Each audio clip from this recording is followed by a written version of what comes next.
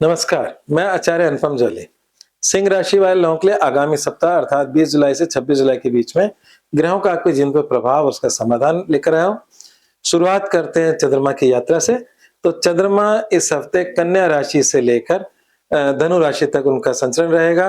मतलब आपकी राशि से द्वितीय राशि से लेकर पंचम राशि तक इनका संचरण रहेगा। और अगर हम बात करें द्वितीय राशि की, तो द्वितीय राशि के हिसाब से चंद्रमा आपके परिवार, धन संबंधी कार्यों के कोई ना कोई समाधान लेकर आता दिखता है। और समाधान भी अगर बात करें तो 24 जुलाई के बाद, क्योंकि 23 जुलाई तक बुध वक्री हैं और 24 जुलाई से बुध मार्गी हो जाएंगे। तो अगर आपके फैमिली संबंधी कुछ क्लेश का वातावरण हो, कोई प्रॉब्लम हो, तो उसका समाधान 24 की तारीख के बाद दिखता है। और वैसे चंद्रमा का सप्ताह की शुरुआत उन सब चीजों पे कंसर्निंग दिखा रहा है आपकी। दूसरे चंद्रमा के बाद तीसरा चंद्रमा जो तुला का चंद्रमा होगा, तुला का चंद्रमा आपके पराक्रम में वृद्धि करने वाला है, नए पुराने मित्रों से मिलवाएगा और समाज के अंदर आपके कार्यों की प्रशंसा भी दिलाएगा।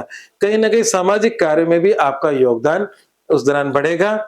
उसके बाद आएगा चौथा चंद्रमा, जो हरदम मैं कहता हूं कि चौथा, आठवां, 12वां कष्टकारी होता है। तो चौथा चंद्रमा का समय है 23 जुलाई शाम 7:01 से 26 जुलाई सुबह 7:35। तो हम इसे मोटे तौर पे 24 और 25 तारीख कह सकते हैं। तो 24 और 25 तारीख का जो समय है वो थोड़ा सा मानसिक खिन्नता और चिंताओं को देने वाला होगा। और सिंह राशि वाले लोगों के लिए चौथा चंद्रमा सदैव नीच का भी होता है और चौथा भी होता है। तो ये 2 दिन आपके पूरे महीने में 2 दिन आते हैं। ये 2 दिन आपको थोड़ा बहुत परेशानी झेलनी पड़ती है। और परेशानी झेलने का मतलब होता है कि हमारे कामों को मैच हो जाए, सही तरीके से ना हो। कभी हम किसी काम के लिए जा रहे हैं और वहां पता चला आज नहीं हो रहा। तो ये सब समस्याएं आती है, इसको व्यवधान कहते हैं, अड़चने कहते हैं। वो इस दौरान थोड़ी ज्यादा बढ़ जाती है और मन की खिन्नता बढ़ जाती है। तो उसके बाद अंतिम चंद्रमा आपके धनु राशि वाला 5वीं राशि, जो कि आपके संतान संबंधी बातों की है, शिक्षा संबंधी बातों की है। क्योंकि बृहस्पति उच्च के हैं, हालांकि अस्त हो रहे हैं, परंतु फिर भी पावरफुल है। तो इस समय इस प्रकार की बातों का आपका जीवन का जो मुद्दा है सप्ताहांत जो है, वो आपकी संतान शिक्षा संबंधी मुद्दों पर रह सकता है। अब बात करते हैं बाकी ग्रह आपके जीवन पे क्या असर डाल रहे हैं। तो क्योंकि स्वास्थ्य पहला सुख निरोगी का है और उसमें जो सूर्य है, जो आपकी राशि के स्वामी, वो सूर्य आपकी राशि के स्वामी आपकी राशि से 12वें है। और राशि से 12वां सूर्य कोई खास अच्छा नहीं होता। कोई भी राशि का स्वामी अगर उससे 12वें हो तो थोड़ा बहुत कष्ट देता है। और 12वां घर ज्योतिष के अंदर कभी कभी हॉस्पिटल के चक्कर भी लगवा देता है। तो उच्च का बृहस्पति और सूर्य, हालांकि दोनों सात्विक ग्रह हैं, बृहस्पति उच्च के हैं, दोनों मित्र हैं, 12वें बैठे हैं। तो कोई पॉजिटिव बड़ा खर्चा भी हो सकता है। पॉजिटिव बड़ा खर्चा कब होता है? जब हम कोई परिवार का मांगलिक कार्य होता है, कोई हम फिक्स एसेट में कन्वर्ट कर रहे होते हैं, गोल्ड खरीद रहे होते हैं, इस प्रकार की बातें कर रहे होते हैं। तो कोई शुभ सात्विक बड़ा कार्य आपके जीवन में खर्चा हो सकता है, जो आपके लिए लाभकारी साबित होगा। तो मांगलिक कार्यों पे खर्चा लिखा हुआ है इस हफ्ते। हाँ, एक बात और है कि गुरु उच्च का गुरु और सूर्य का यहाँ बैठना, जो लोग विदेश जाने की सोच रहे हैं या विदेश जाना चाहते हैं, उनके लिए समय बहुत ही लाभकारी है। बहुत ही मतलब लाभकारी क्या है? मतलब ये है कि जब हम जाते हैं तो कई बार हम कष्ट पाते हैं, कई बार हमें सब कुछ प्राप्त होता है। तो ये प्राप्ति वाला समय है कि अगर कोई व्यक्ति विदेश जाना चाहता है तो उसका योग भी बन रहा है और वो आसानी से जा भी सकता है। क्योंकि सूर्य सदैव आपके मिड जुलाई से मिड अगस्त तक कर्क राशि में रहते हैं और फिर मिड अगस्त से आपकी सिंह राशि मतलब आपकी राशि में आ जाते हैं। तो अभी सूर्य यहीं रहने वाले हैं उच्च के गुरु के साथ।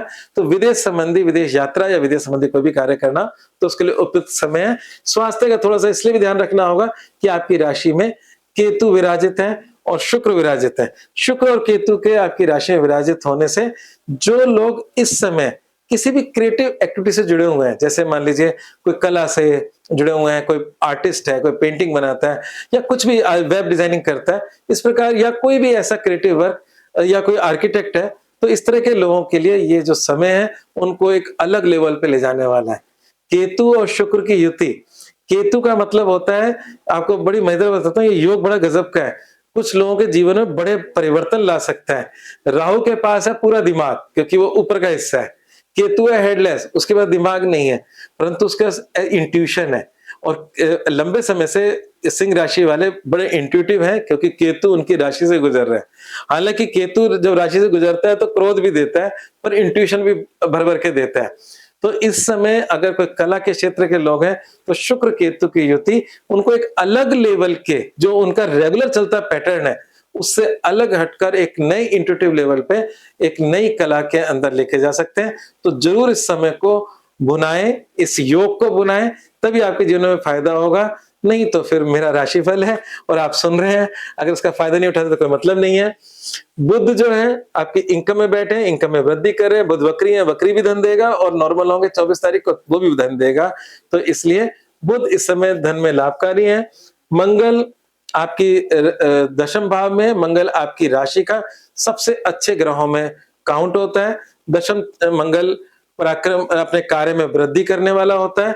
कहीं ना कहीं ऐसे लोग खाली बैठने वाले नहीं होते, कुछ ना कुछ कर रहे होते हैं, और कर रहे भी पूरी ताकत से रहे होते हैं। मंगल है एनर्जी, फोर्स, तो फोर्स से आप अपने जीवन का कार्य क्षेत्र में उन्नति कर रहे हो। और ये मंगल की दृष्टि आपके चौथे भाव पर है, वृश्चिक राशि पे, और वृश्चिक राशि पे है क्योंकि मंगल शिफ्ट हो जाए यहाँ से, उससे पहले पहले जमीन मकान संबंधी, मंगल जमीन मकान का कारक है, चौथा घर जमीन मकान का होता है, उसको भी ब्लेस कर रहे हैं। जिनका लंबे समय से जमीन मकान टलता आ रहा है, इस समय आपकी पूरी मदद कर रहा है, स्ट्रॉन्ग मदद कर रहा है, क्योंकि उच्च का बृहस्पति भी आपके चौथे घर को आशीर्वाद दे रहा है, मंगल अपनी राशि को आशीर्वाद दे रहा है, और मंगल जमीनों का कारक होकर भी आशीर्वाद दे रहा है।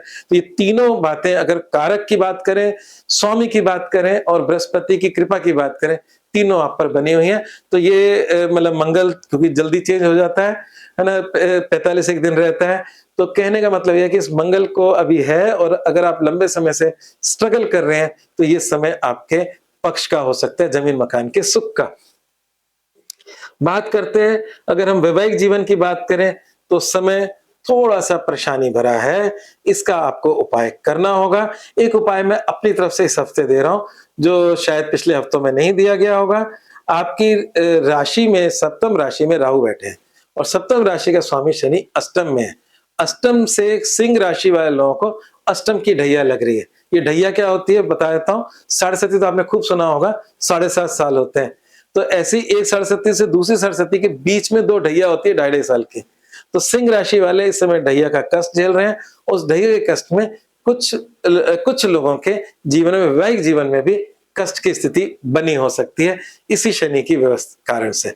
तो शनि और राहु दोनों को ठीक करने के लिए कुछ उपाय दे रहा हूं। राहु का मतलब माँ दुर्गा, तो दुर्गा जी की शरण में जाने से आपको लाभ मिलेगा, निश्चित रूप से मिलेगा। अभी मतलब जो समय चल रहा है, इसमें आप दुर्गा सप्तशती के पाठ रखवा सकते हो, उससे आपको लाभ मिलेगा।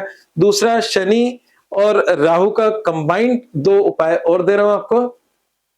एक, काले उड़द की दाल का दान करना आपके लिए श्रेष्ठ होगा, और दूसरा, माँ काली की पूजा करना आपके लिए बहुत श्रेष्ठ होगा। तो दोनों का कंबाइंड मतलब उपाय है। माँ काली के शरण में जाएं तो आपकी प्रॉब्लम्स कम हो सकती है। हाँ, ये जो समय है, लंबे समय से चल रहा है राहु और शनि का, इस समय जो लोग पार्टनरशिप बिजनेस में है, वो भी कुछ अपनी समस्याएं झेल रहे होंगे, अपने पार्टनर को लेकर, उसके व्यवहार को लेकर। तो बिजनेस पार्टनरशिप में भी अगर समस्या है तो इसी उपाय से आपको लाभ मिलेगा। चलिए आगे बढ़ते हैं। तो हमने करियर देखा, धन देखा, सब चीजें देखी। तो अब हम इसमें अगर देखें तो शिक्षा और प्रेम संबंधों की बात करें, तो जो लोग विदेश में जाकर पढ़ना चाहते हैं उनके लिए समय बहुत ही अच्छा है, या किसी विदेशी यूनिवर्सिटी से डिग्री लेना चाहते हैं। कारण सिर्फ इतना है कि बृहस्पति जो आपकी शिक्षा का लॉर्ड है, वो उच्च का होकर आपके राशि स्वामी सूर्य के साथ बैठे हैं विदेश भाव में। तो निश्चित रूप से करियर में अगर कोई विदेश जाना चाहता है तो भी लाभकारी है, और शिक्षा के अंदर विदेश जाना चाहता है तो बहुत लाभकारी है। मतलब आपके उच्च के बृहस्पति का वो रिजल्ट मिलेगा, शायद भारत में जो स्कोर नहीं कर पाए वो आप विदेश में स्कोर कर पाएंगे। तो ये समय है, इसका उपयोग करें। आज बस इतना ही, पर जाने से पहले जो मैंने आप लोगों के लिए उपाय सोच रखा है वो मैं दे देता हूं। क्योंकि मैंने कहा कि सूर्य आपकी राशि से 12वें है, तो सूर्य को थोड़ा सा बेहतर करें। सूर्य को बेहतर करने के बहुत सारे उपाय हैं। सबसे सरल, सबसे छोटा उपाय दे रहा हूं, ओम गणेश सूर्याय नमः। छोटा सा मंत्र है, इसकी एक माला करने में मात्र आपको 3-4 मिनट लगेंगे, 3 मिनट भी नहीं लगेंगे। है ना, 108 बार। तो अगर आप रोज कर लें और इसको पूरे जीवन पर्यंत भी करेंगे तो आपका तो राशि स्वामी है, आपको प्रबलता देगा, स्वास्थ्य भी देगा। तो ओम घृणी सूर्य नमः का जाप करें, सूर्य को जल चढ़ाएं। कुछ बड़ा करना चाहते हैं तो आदित्य हृदय स्तोत्र का पाठ करें। और इस प्रकार से सूर्य के और भी मंत्र है, ओम राम ह्रीम नमः से सूर्य नमः भी मंत्र है। तो ये सब चीजें आप अपने जीवन में का हिस्सा बना सकते हैं। साथ में क्योंकि शनि देव का भी मैंने थोड़ी देर जिक्र किया, जिसमें मैंने मां काली और सबको जिक्र किया, पर आप सीधा शनि देव के मंदिर में शनिवार को तेल चढ़ाकर भी अपनी समस्याओं को थोड़ा कुछ हद तक कम कर सकते हैं। और मूल वाक्य क्या है वो मैं बता चुका हूं आपको। जमीन मकान के लिए उपयुक्त समय इसको जाने न दे। धन्यवाद।